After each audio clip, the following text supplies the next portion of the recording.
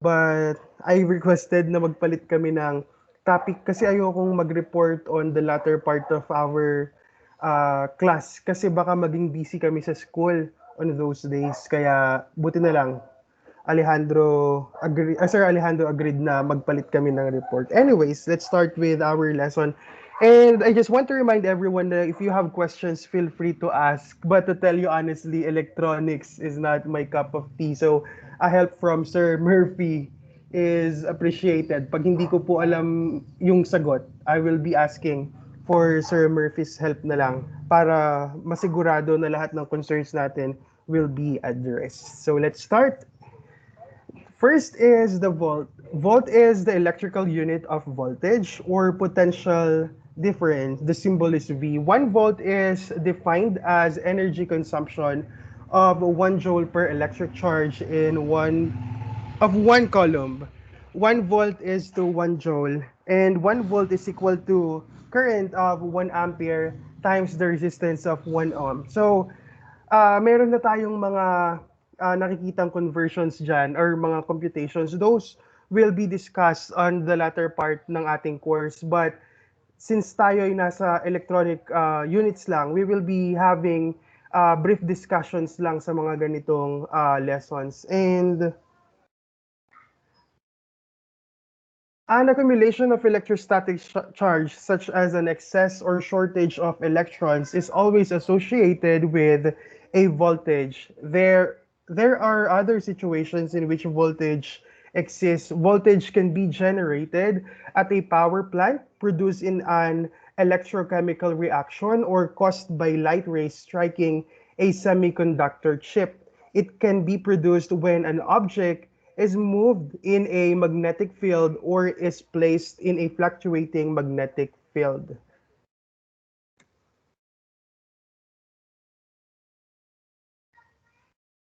A potential difference between 2 points produces an electric field represented by electric lines of flux. So, yung mga electric fields natin, they're being produced by the difference of 2 poles. Those are the positively charged pole and the negatively charged pole.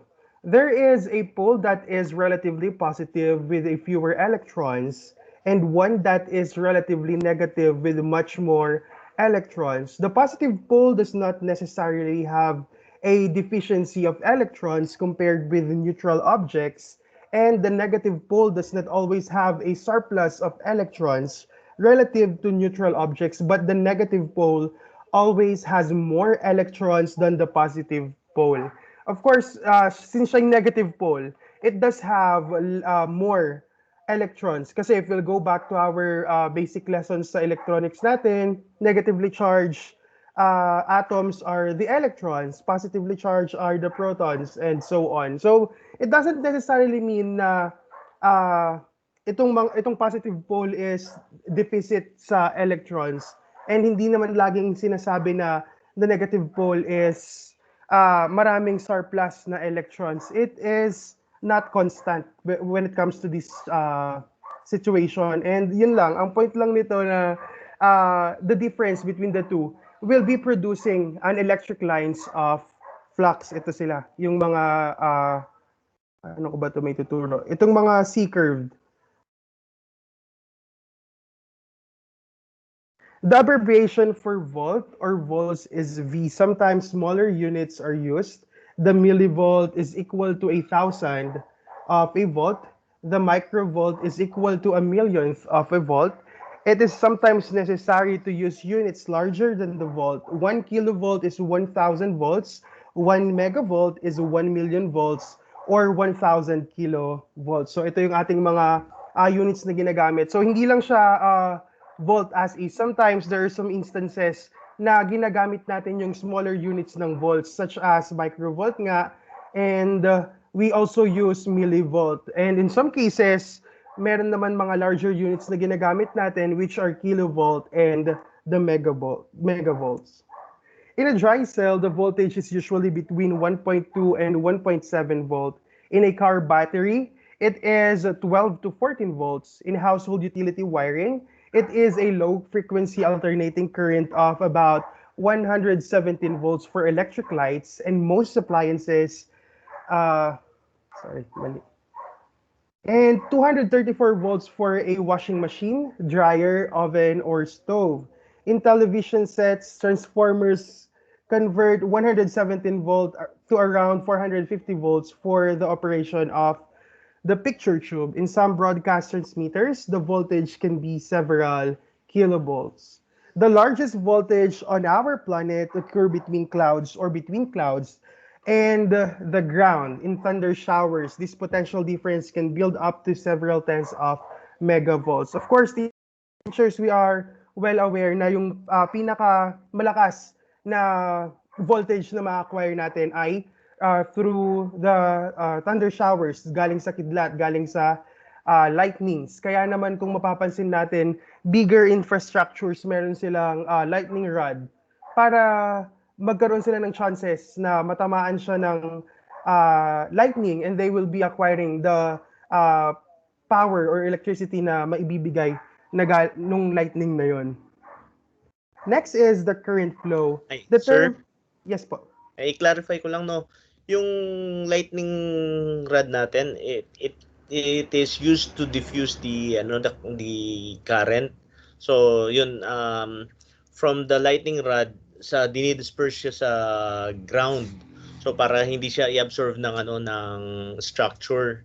Kasi maapektuhan yung mga appliances natin, and syempre yung mga tao nando sa loob ng structure natin. Yes po. So yun po pala yung purpose niya, sir. Hindi niya ina-absorb as in for any other purpose, kung hindi its purpose is yes, to sir. disperse the impact of the lightning. Okay, sige. Thank Okay, you, so Sir Wednesday. thank you po for the clarification. Kasi as far as I can remember, back in second year high school, we have this lesson about the tallest towers in the world. So our AP teacher taught us na if you notice, sabi niya, all of these tall towers do have a lightning rod. And then the purpose of that daw po is for them to save yung kanilang cost sa electricity, kasi yung lightning rod daw can absorb electricity Ay, from the lightning. i-absorb niya, pero kailangan niyang i-disperse. Kasi masyado malakas yung kanya, 'di ba? At one instance, yung blast niya, parang ganun impact niya. Masyadong hindi kakayanin. Kaya kailangan nilang i-disperse yan.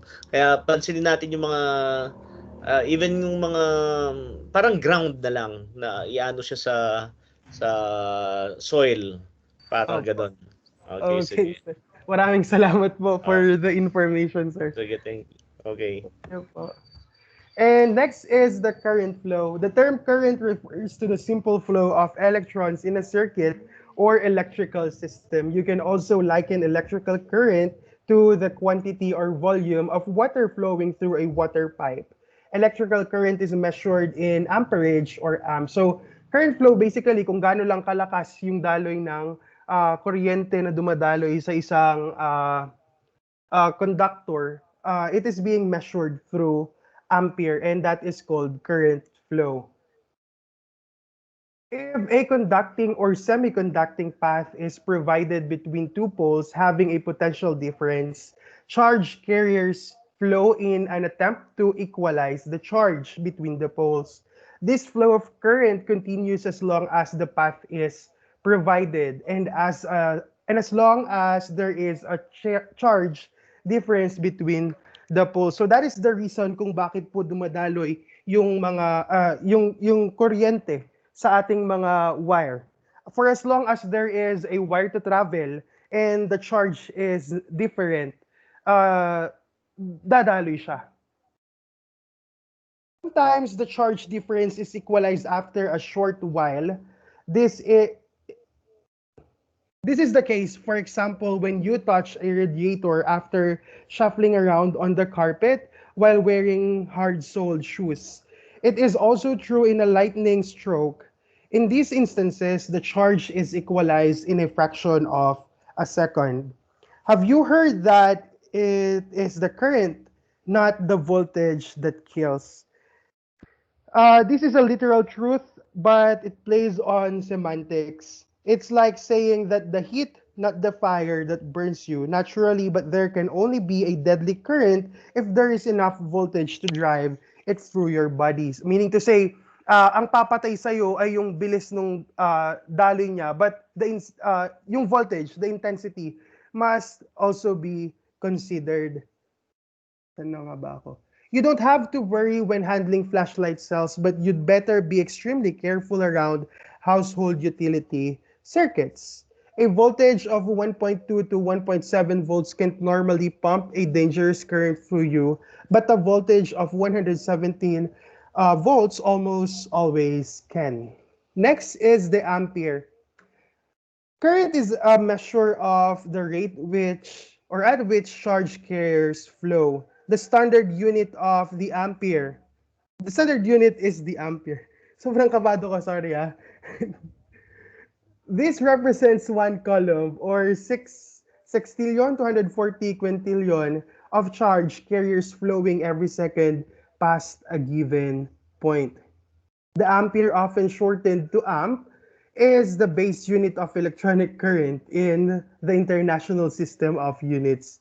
It is named after André-Marie Ampere, French mathematician and physicist considered as the father of electromagnetism. Questions po, classmates. Medyo complicated uh, yung tag ito, definitions na nakita ko sa ating module. If you'll come to look at it, makikita nyo, meron pang maraming examples na nakalagay doon. But since I've taught na since ano lang siya, my task is to discuss the concepts muna. I tried to simplify na lang siya in a way na maituturo ko and madaling matutunan sa part nating lahat. Pero may questions po ba tayo? None, sir. Okay, salamat po. Sorry, kinakabahan talaga ako. Bakit ako nangangatog? Next is the resistance and the ohm. Resistance is a measure of the opposition to current flow in an electrical circuit. The standard unit of resistance is ohm.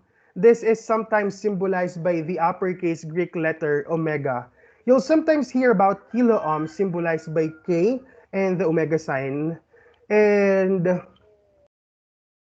the mega ohm symbolized by M, where mega ohm is equal to 1,000 kilo ohm, and that is equivalent to 1 million ohms. Resistance is a measure of the opposition that a circuit offers to the flow of electric current. You can compare it to the diameter of a hose. In fact, for a metal wire, this is an excellent analogy. A small diameter wire has high resistance, and a large diameter wire has low resistance. The type of metal makes a difference too. For example, steel wire has higher resistance for a given diameter than a copper wire. Electric wire is sometimes rated for resistivity. The standard unit for this purpose is the ohm per foot, or the ohm per meter and the ohm per kilometer. So ito po yung table natin na sinusundan if you will be considering yung resistance ng ating mga wires. If you will be buying a wire na ang size ay 2, that will be 0.52 ohms and so on. When 1 volt is placed across 1 ohm of resistance, assuming that the power supply can deliver an unlimited number of charge carriers, this is a current of 1 ampere. If the resistance is doubled to 2 ohms, the current decreases to 0.5 ampere. If resistance is cut by a factor of 5 to 0.2 ohms, the current increases by the same factor to 5 ampere. The current flow for a constant voltage and is said to be inversely proportional to the resistance. So, ang ano lang po dito, ang explanation lang dito, we'll have to remember that if 1 volt is placed across 1 ohm, there will always be a current of 1 ampere. Yun po yung ating basics. But since it's inversely proportional, if the other one increases, the other one will decrease. If, let's say for example, yung volt nga natin, as per the example given sa ating book, or yung ating ohm, nag-double siya into 2 ohms. The ampere will be cut into half. Magiging siyang 0.5 ampere. Bali kung babaligtarin natin, if we will be having a 2 volt with 1 ampere, that will give, of course, yung ating current will also be increased. Resistance has other property. If there is current flowing through a resistive material, there is always a potential difference across the resistive component, called a resistor. Whenever a current passes through a component having resistance, a voltage exists across that component. So the table shows that fact po na nakalagay sa taas, that when a current is flowing through a resistive matter, eh,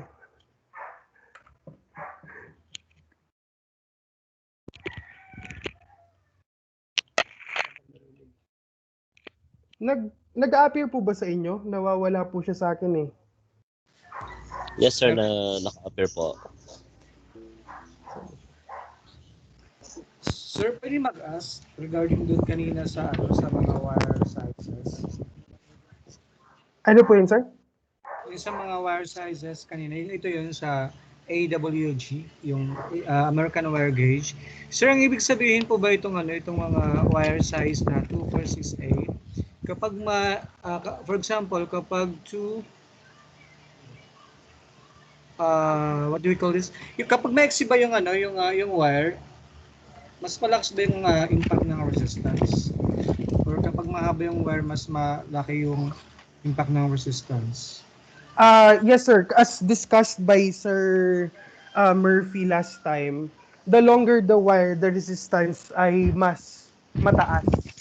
And mahaba, no? Opo, mas mahaba, mas mataas yung resistance niya. And if you'll notice here, it is also being considered po yung length niya in choosing yung size of your wire na gagamitin. Kasi nga, the resistance is one thing na you'll have to consider. But most of electricians nga, sir, they are not so concerned with the resistivity ng ating mga wire. They are somehow more concerned with the conductivity, kung gaano sila kabilis mag-conduct or how good they are as a conductor. Yung resistance po parang second na lang siya, consideration. Thank you, sir. Okay po. So, Sir Murphy, kung may better explanation po tayo sa tanong ni Sir, baka po meron. Okay naman sir. Okay Satisfied naman ako sa answer mo. Okay, thank you po. Grabe, Sige. pawis ko na. Sobrang kinakabahan talaga ako sa topic ko, sir. First time kong kabahan ng ganito sa reporting. Ano ba ako? Electrical circuits always have some resistance. There is no such thing as perfect conductor. When some metals are chilled to temperature near absolute zero, they lose practically all of their resistance, but they never become absolutely perfect. Resistance-free conductors, mali ang akin. This phenomenon about which you might have heard is super conductivity. So ayun lang. Wala tayong mga electrical circuits na walang resistance. They always have a percentage ng resistance, no matter how small, still it will be existing sa ating mga electrical circuits. And as said here, when you chill them to a temperature near absolute zero, that's the time that they will be losing all of their resistance, and they will be called, or they are under the umbrella of superconductivity. Next is the conductance and the Siemens. Electricians and electrical engineers sometimes talk about the conductance of a material rather than the resistance. The standard unit for conductance is the Siemens, abbreviated as S. When a component has a conductance of 1 Siemens, its resistance is 1 ohm. If the resistance is doubled, the conductance is cut into half and vice versa. So, the same way goes dito sa ating conductance and doon sa ating sa resistance. If the other increases, the other will decrease and vice versa. Therefore, conductance is the reciprocal of resistance. If you know the resistance of a component or circuit in ohms, you can get the conductance in Siemens. Divide 1 by the resistance. If you know the conductance in Siemens, you can get the resistance divide 1 by the conductance. So the formula is at the bottom of ito siya. If you will be getting teka lang.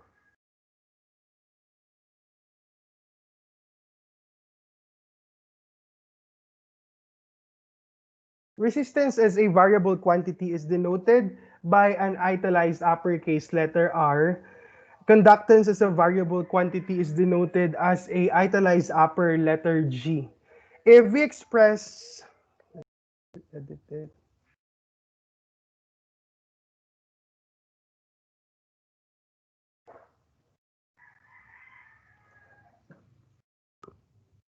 Okay, basically the table says na if you know the resistance nung inyong electrical circuit, you'll just have to multiply, divide 1 into that value. Let's say, for example, the resistance is 10. So it will be 1 divided by 10. That will be the conductance natin. Kung ano po yung inyong makuhang answer, that will be the conductance. With the resistance naman, you will be dividing 1 into the conductance ng ating wires. Units of conductance much smaller than the Siemens are often used. A resistance of 1 kilo ohm is equal to 1 millisiemens. If the resistance is 1 milliohm or milliohm, the conductance is 1 microsiemen. You'll sometimes hear about kilosiemens or megasiemens, representing a resistance of 0.001 ohm and 0.1000 of an ohm and a millionth of an ohm, respectively. Power and watt. Whenever current flows through a resistance, heat results. The heat can be measured in watts, symbolized as W, and represents electrical power. As a variable quantity in the equation, power is denoted by the uppercase italic letter P. There is also a current flowing through a resistance, and it is not quantified in the diagram na pinakita natin kanina. And suppose we call the voltage E and the current I in volts and amperes A respectively. Then the power in watts dissipated by the resistance, call it P, is the product of the voltage in volts and the current in amperes. So the power is simply the product of volts and the current. If you can recall yung ating triangle na ginagamit natin sa subject natin sa electronics, that will be the formula rin na gagamitin natin since we are talking about the same topic. If the voltage E across the resistance is caused by two flashlight cell in series giving 3 volts, and if the current I through the resistance is 0.1 ampere, then E is equal to 3 volts and the current is equal to 0.1 ampere. We can calculate the power in watts as follows. So we just have to simply multiply yung ating resistance and yung ating voltage, and the product will be the power. And in some cases there are some cases na we have to convert, let's say iba yung mga units nila. Suppose that the voltage is 117 volts and the current is 855 milliampere. To calculate the power, we must convert the current into amperes. So 855 milliampere, you just have to divide it by 1000 ampere to get yung 0.855 amperes. So the same process goes, you just have to multiply it. And here are some of the prefixes na ginagamit natin to our multipliers. Pico, that will be 10 over negative 12 power, or 10 to the negative 12 power. Nano, micro, milli, kilo, mega, giga, and tera. And a word about notation. Paano nga ba, or what are the things that we have to remember in times na kailangan natin maglagay ng unit? Most of the time, kapag tayo nagsusulat, hindi naman siya ganon kalaking consideration. But if we will be passing yung mga, or kung tayo ay gagawa ng more formal na calculations and we have to put units, we have to take note of these notations. Symbols for specific units such as volts, amperes, and ohms are not italized. Symbols for objects or components such as resistors, batteries, and meters are also not italized. Quantifying prefixes such as kilo, micro, they are also not italized. Labeled points in drawing might or might not be italized. It doesn't matter as long as a diagram is consistent with itself. Symbols for mathematical constants and variables such as time, these are being italized. Symbols for electrical quantities such as voltage, current, resistance, and power, these too are being italized. Symbols and abbreviations for modifiers might or might not be italized. It doesn't matter as long as a document is consistent with itself. Numeric subscriptions are not italized. And lastly, for numeric subscripts, the same rules apply as for the general symbols. For examples, R is not italized for resistors, but R for resistance and P for power are being italized. W for the watts, they are not being italized, but V for volts are not italized, but the V for voltage or the E for voltage, it should be italized. A for the amperes will not be italized. I, F, and T for current, frequency, and time respectively should be italized. Okay, that's it for the notation. Next are the energy and the watt hour. Energy is power dissipated over a length of time. Power is the rate at which energy is expended. Physicists measure energy units called joules. 1 joule is equivalent to a watt second, which is equivalent of a 1 watt of power dissipated for 1 second of time. In electricity, you'll more often encounter the watt hour or the kilowatt hour. And here are some of the energy units na may encounter natin throughout the lesson. Alternating current and the hertz. First is the direct current. Direct current is an electric current that is unidirectional, so the flow of charge is always in the same direction. As opposed to alternating current, the direction and amperage of direct current do not change. It is used in many household electronics and all devices that use battery. So, ang keyword lang natin in remembering direct current, it always flows on the same direction. Next, we have the alternating current or the AC. It is a type of electrical current in which the direction of the flow of electrons switches back and forth at regular interval or cycles. Current flowing in power lines and normal household electricity that comes from a wall outlet is an alternating current. Next is the rectification and pulsating direct current. Rectification is the process in which AC is changed to DC. The most common method of doing this uses a device called diode. I believe itong diode na to, yung purpose niya mainly is to make the current flow in one direction. Let's say for example sa ating mga appliances, tayo ay naka-direct current sa ating mga appliances to prevent yung kanilang pagkasira. Kasi try to imagine na your refrigerator ay nakaka-receive ng uh, unstable current. Chances are baka mas malaki yung tendencies na masira siya. So rectification is being done and that is with the use of the diodes. Pulsating direct current. Pulsating direct current is a periodic current which changes in value but never changes in direction. Some authors use the term pulse DC to describe a signal consisting of one or more rectangular flat top rather than sinusoidal pulses. And here is the graphic na comparison nung currents na yun. So direct current flows in a single direction. So it is being symbolized dito sa ating red straight line. Alternating current, since it flows back and forth, kaya siya ay medyo shaky. And pulsating current naman, it flows ng paiba-iba.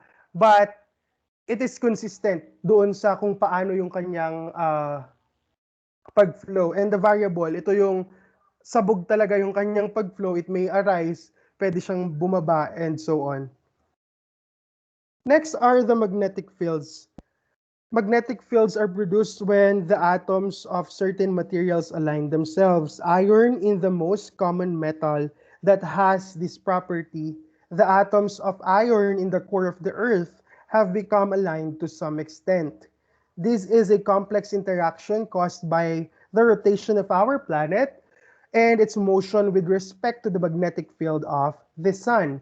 Electric currents and magnetic fields are closely related. Whenever an electric current flows, that is, when charge carriers move, a magnetic field accompanies the current. In a straight wire that carries electrical current, magnetic lines of flux surrounds the wire in circles with the wire at the center. So ito yung ating visual representation. Magnetic flux lines around a straight line, current carrying wire. The arrows indicates the current flow. So kagaya nung ating electric na flux na pinakita natin kanina, meron din tayong mga magnetic fluxes na nag-exist sa ating mga magnetic fields. And lastly, safety consideration in electrical works. We all know that there's no turning back when it comes to electricity. Hindi pwedeng nakuryente ka ngayon with this high amount of voltage. Tapos may babalik mo. Hindi siya ganun ka-simple. Kaya the keynote left sa ating module is, if you have any doubt about whether or not something is safe, leave it alone. Let a professional electrician work on it. So it is not something that you can try. You have to be sure if it's safe or not. If you don't know how to do it, better yet, seek a professional. Okay, that's the end of my report, I believe. May mga questions po ba tayo?